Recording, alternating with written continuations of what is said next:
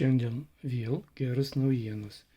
Turime tokią pultelį, čia yra HRmatic 2 pirma versija arba versija numeris 1.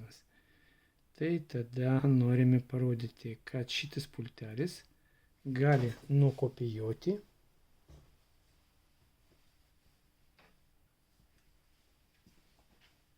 ant motors pultelį. Dabar žiūrėsim.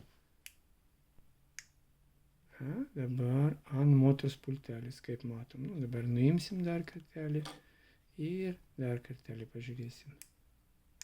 Čia yra ant motors pultelį, taip. Ir dabar kopijuojam. Įvedama į programavimo būseną.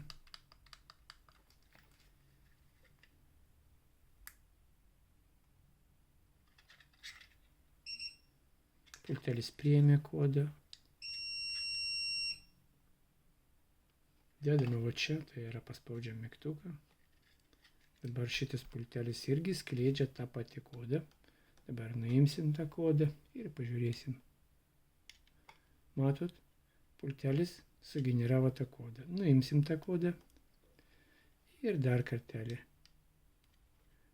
Pultelis sugeneravo tą kodą ant motors. Tai galima pažiūrėti, va šitas kodas hop, tai čia hopping kodas, tai jis pastoviai keičiasi. Dar pažiūrėsim, matot, iš karto pasikeitė. Dar kartelį.